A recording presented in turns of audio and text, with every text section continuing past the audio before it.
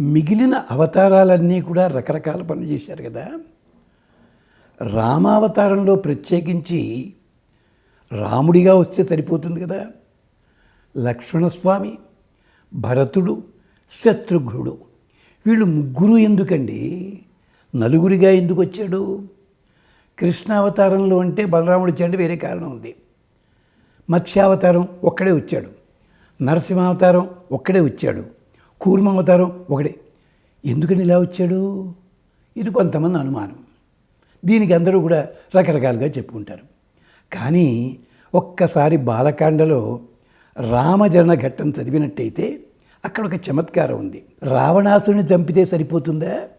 మరి రావణాసుడి కొడుకున్నాడే ఇంద్రజిత్తు, వాడిని ఎవడు చంపాలిరా అంటే వాడిని చంపడానికి మళ్ళీ మీరు ఇంకోసారి టెండర్ పెట్టుకుంటారా వచ్చి? ఏం తెలివితేటలా నీకు అంటే రామాయణంలో చెప్పలే, సరదాగా చెప్తున్నా ఇది.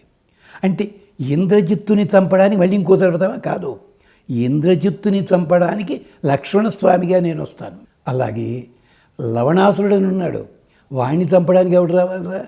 లవణాసుర వధ కోసం శత్రుఘ్నుడిగా వస్తాను నేను.